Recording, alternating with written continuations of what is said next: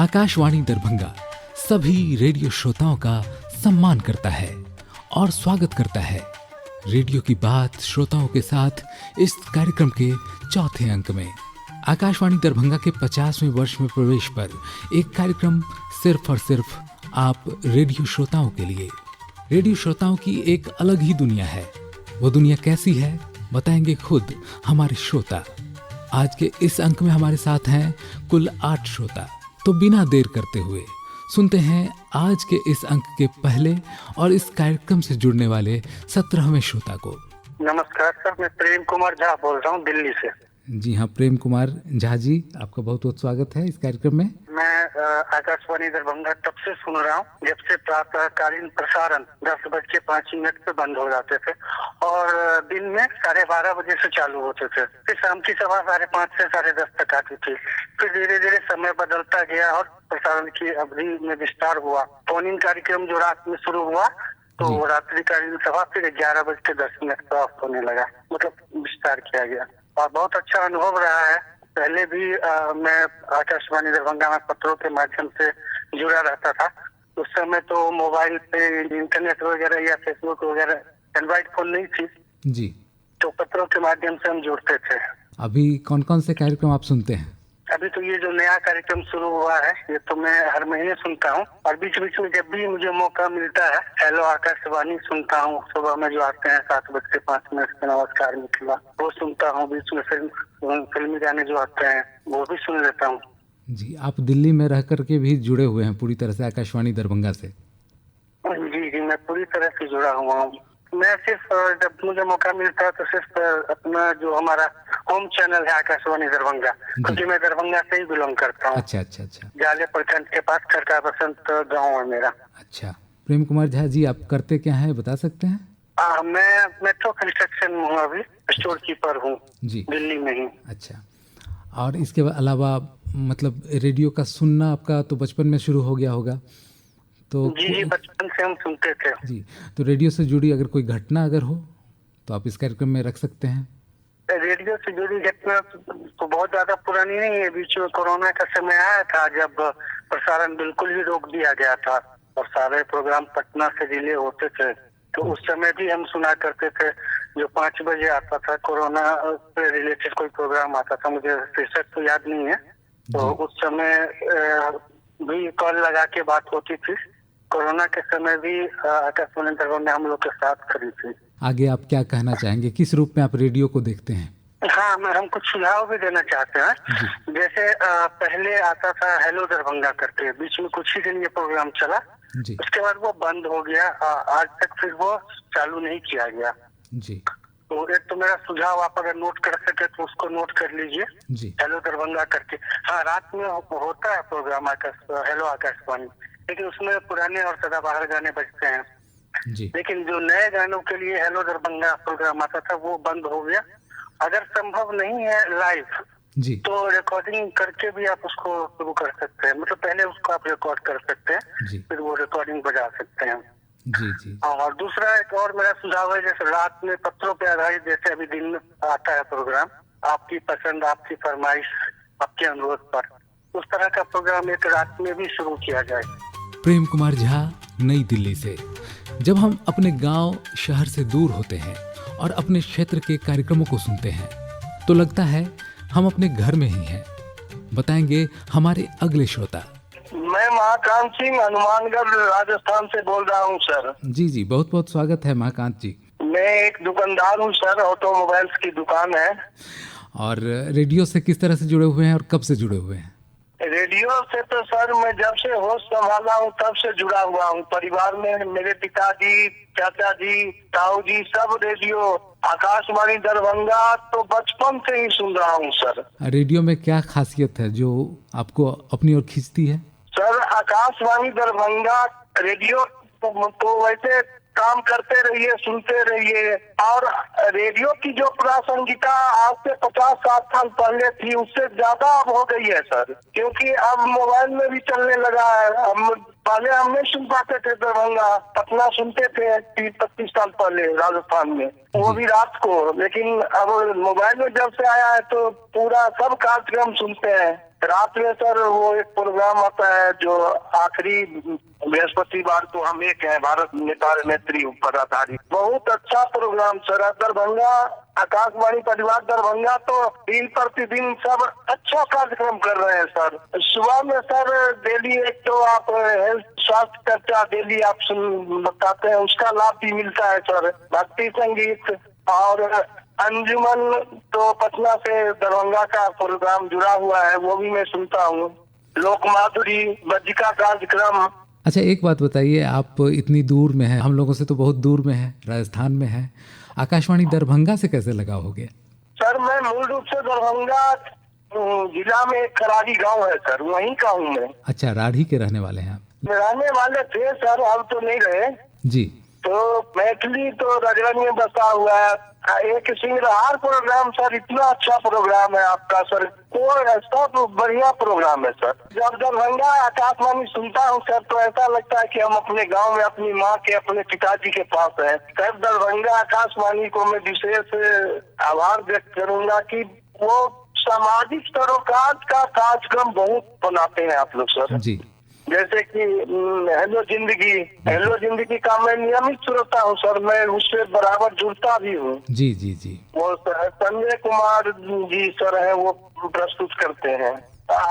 जो भी प्रशासक है सर बहुत अच्छे लोग हैं दरभंगा आकाशवाणी परिवार में। मैं तो इतना दूर बैठे बैठे अनुभव कर रहा हूँ सर। इतना कुछ आपने कह दिया, कहने के लिए कुछ बचा नहीं हम लोगों के पास। बहुत बहुत धन्यवाद, इसी तरह से सुनते रहिए और हमारा जो उत्साह है उसे बढ़ाते रहिए। धन्यवाद। आपको भी सर बहुत बहुत आभार, नमस्कार। एक और श्रोता जिन्हें रेडियो सुनने का एक लंबा अनुभव है, साथ ही आज वे एक संस्मरण भी इस कार्यक्रम के जरिए हमसे शेयर कर रहे हैं। नमस्कार सर, मैं रामपत्ती गौसनगर से शुभ नारायण महतो बोल रहा हूँ सर। जी, शुभ नारायण महतो जी, बहुत बहुत स्वागत है हमारे इस कार्यक्रम में रेडियो की बात श्रोताओं के साथ। और आज हमारे साथ शुभ नारायण महतो जी।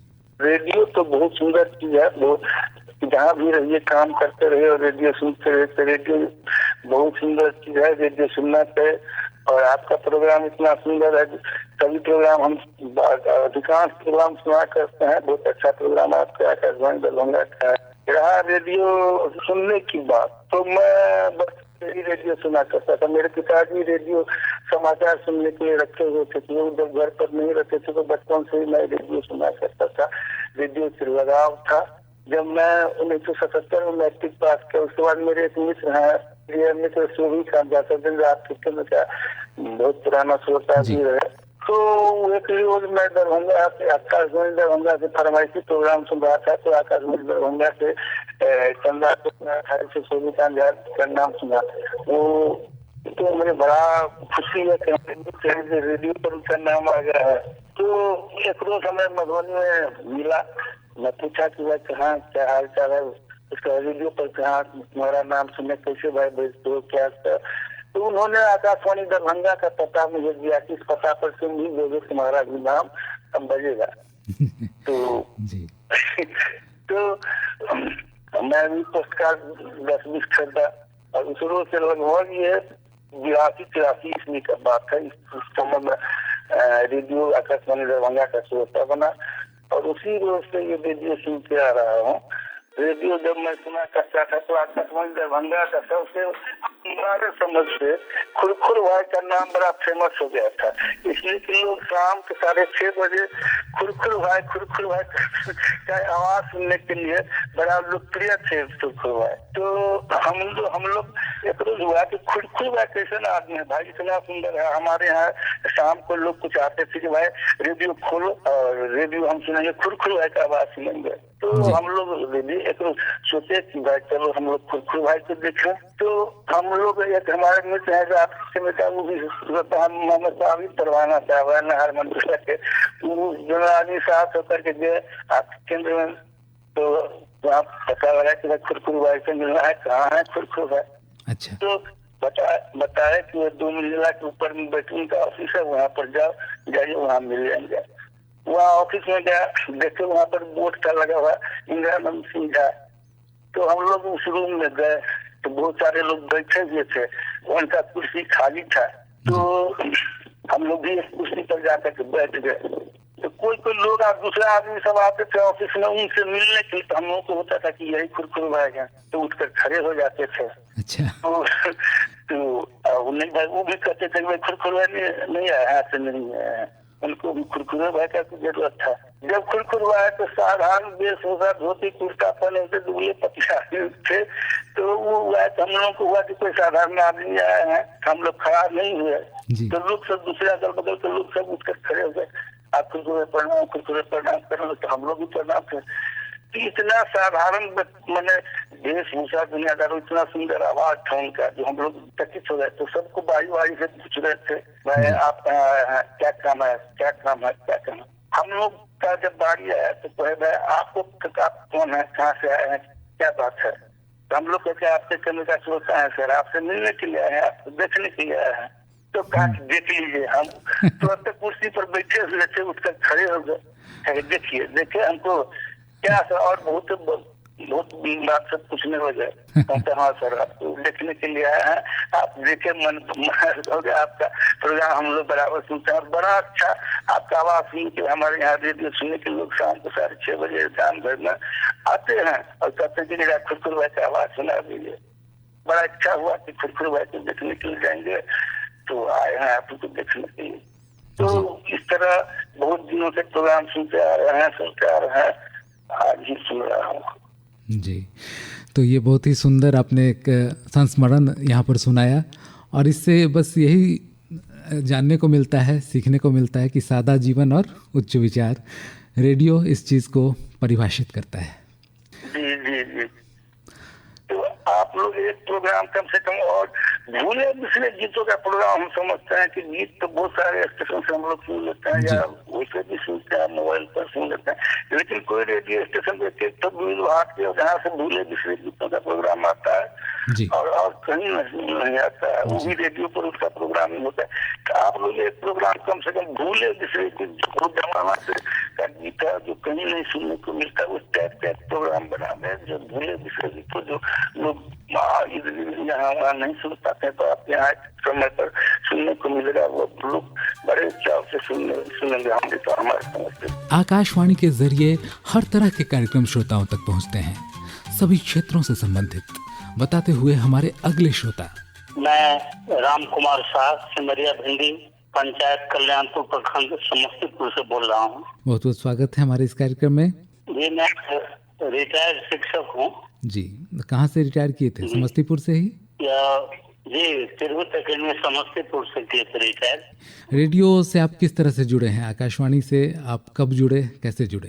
ये घटना तो 1962 के जब चीनी आक्रमण हुआ था अपने देश पर, है ना, उस समय तो यहाँ के लोगों में रेडियो की महत्ता को जाना, तब जबकि हमारे जो सेना थे वो लड़ रहे थे और वो समाचार जानने के लिए रेडियो के निकट, उन दिनों तो देहात में हम लोग रहते थे तो कम ही रेडियो हुआ करता था, यहाँ भी होता था, लोग जुट जाते थे उस समाचार को सुनने के लिए। तो 1962 से जब हम वर्ग 8 में थे उसी समय से जुड़े हैं श्रीमान। अच्छा, 1962 एक लंबा समय हो चुका है, 63 वर्ष बीत चुके हैं। और आकाशवाणी दरभंगा कब से सुन रहे हैं आप?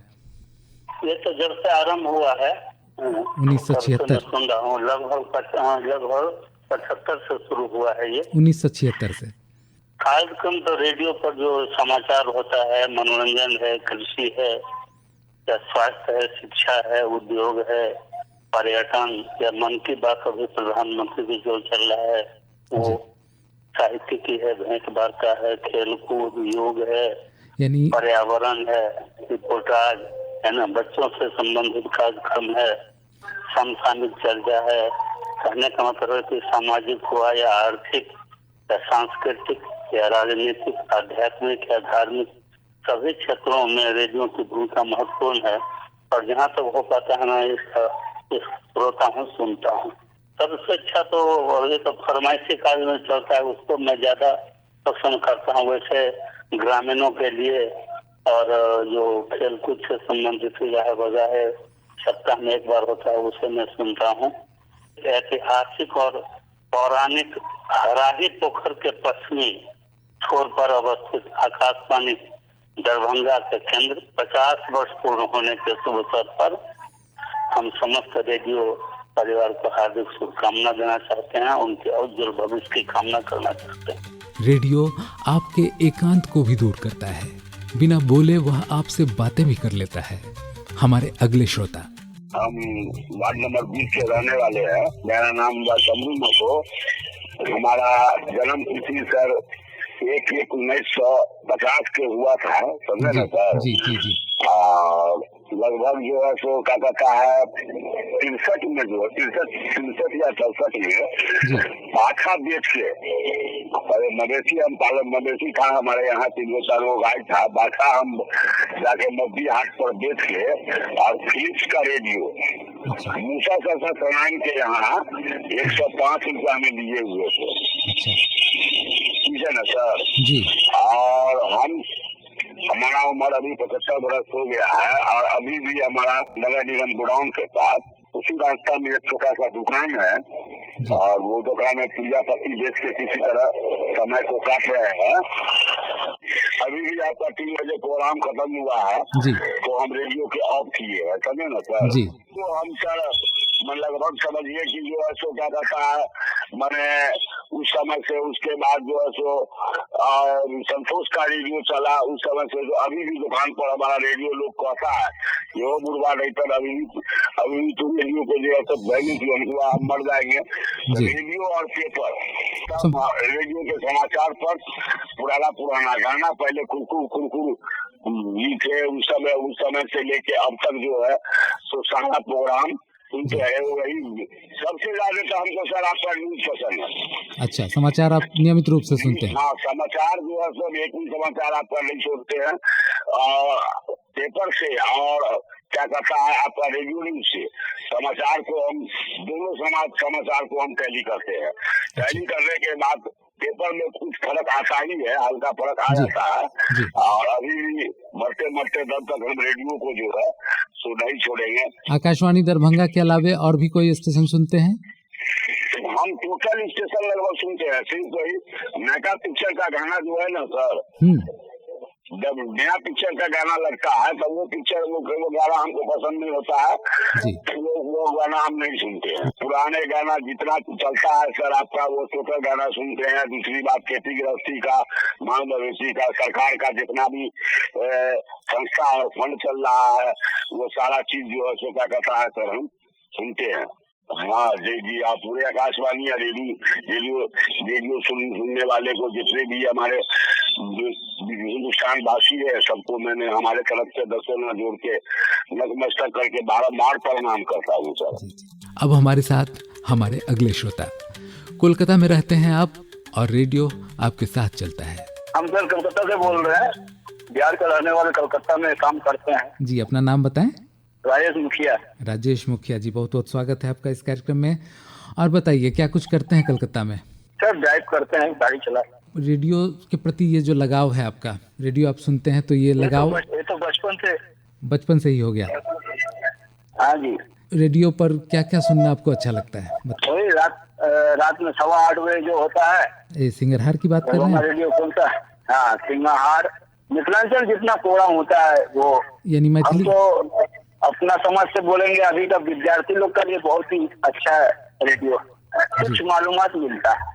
जैसे अभी रेडियो में वो क्रांति क्या कहते हैं जी, वो सब इतना क्रांतिकारी है जो कुछ आदमी नाम नहीं जाने। जी बिल्कुल, रेडियो सुनने पे वो कहानी मालूम पड़ जाती है। तो आप रेडियो सुनते कब हैं? आप तो ड्राइविंग में लगे रहते होंगे तो साथ साथ सुन लेते हैं? मोबाइल में सर, मोबाइल ऐप में सुनते हैं सर। रेडियो का बारे में हम तो बोलेंगे अब अभी का बचपना बच्चे लोग के लिए बहुत अच्छा प्रोग्राम होता है, बाल निकारी न क्या जी फुलवारी, बाल मंडली कुछ होता है ऐसा। जी, फुलवारी होता है हमारे यहाँ से। हाँ, फुलवारी जी। बच्चे लोग के लिए हम तो बोलेंगे जो स्टूडेंट है उस लोग के लिए बहुत अच्छा। कैसा लगता है आपको रेडियो सुनना और चीजों की अपेक्षा? बहुत आनंद मिलता था। पहले क्या था, ट्रांजिस्टर रेडियो सफा करना पड़ता था, वो चीज नहीं है अभी। जी, अभी बहुत आसान हो गया है न्यूज ऑन एयर आ जाने के कारण। बहुत आसान हो गया। हाँ। जहाँ भी है वहाँ से सुन सकते हैं वहाँ। हाँ, जहाँ भी है, हम देश प्रदेश से भी है तो हम सुन रहे हैं। अभी हम बिहार में हाबीडी से बिलोंग करते हैं, कलकत्ता में रह के काम करते हैं। पुराने जमाने में काम करते करते मनोरंजन का एकमात्र सहारा रेडियो बनता था, जो सारी थकान पल भर में दूर कर देता था। वैसे आज भी कर देता है। हमारे अगले श्रोता। नमस्कार सर, मैं राम अवतार माको बोल रहा हूँ, मधुबनी जिला के नवादा गांव से। बहुत बहुत स्वागत है आपका राम अवतार जी। बताइए क्या कुछ करते हैं आप? सर हम अभी तो एक गार्ड के काम में लगे हैं। एक मकान बन रहा है पंचायत भवन। ये रेडियो के प्रति लगाव मेरा सर 1990 में ही मेरा शुरू हुआ सर। मैं नोएडा में गया था ना काम करने पहली बार जी। तो वहाँ कंपनी में काम कर रहा था, तो मेरा नाइट ड्यूटी हो गया सर। अच्छा। तो नाइट ड्यूटी हो गया तो उसमें थोड़ा जागना पड़ता था, तो मैं सोचा ये काम कैसे होगा जी। तो रेडियो का सहारा लिया जाए। और फिर मैंने एक संतोष का रेडियो उस टाइम में चलता था सर। हाँ, तो वही रेडियो मैं खरीदा, अपना गाना सुनता था, काम करता था, तो मेरा टाइम निकल जाता था सर जी। और तब से मैं रेडियो आज तक कभी नहीं छोड़ा। वाह। सर टीवी भी देखते थे वहाँ नोएडा में जी। और घर पर तो टीवी है भी, तो बच्चे लोग देखते हैं, तो उस बीच में वैसे भी मेरे को अच्छा नहीं लगता है जी। और फिर मैं काम धंधा करने टीवी के पास बैठ के देखिए कभी काम चलता है जी। और रेडियो को खेत में भी लेके चला गया, मेज पे रख दिया, बज रहा है, अपना कुछ काम कर रहा हो सब जहाँ तक है जितना कार्यक्रम है लगभग मैं हर कार्यक्रम मेरे को अच्छा लगता है। और सब कार्यक्रम मैं अभी भी रात को 11 बजे तक रेडियो सुनता हूँ। रेडियो पर लास्ट में जो फिल्मी गीत देता है जी, जितना मतलब चैनल पकड़ गया, इधर उधर जहाँ अच्छा गाना दे रहा है उधर लगा दिया सर। आपको गाना सुनना बहुत पसंद है? हाँ, गाना सुनना पसंद है और कार्यक्रम जो भी होता है अपना वो भी सुनता हूँ। मेरे को सर बहुत अच्छा लगता है। बहुत लोग तो मेरे को कहता है कि ये भर में रेडियो ही सुनते रहता है, जब देखो तब रेडियो में लगा रहता है।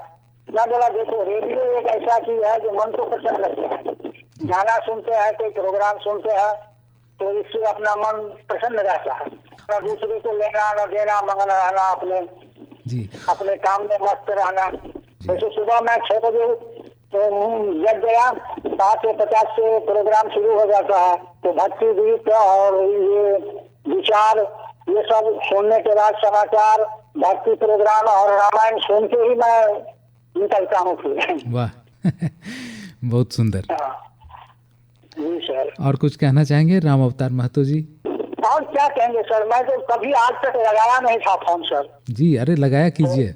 पिछले हफ्ते ऐसे ही सुन रहा था तो ये नंबर बताए सर जी। तो मैंने दीवार पे लिख दिया खली से फटाफट।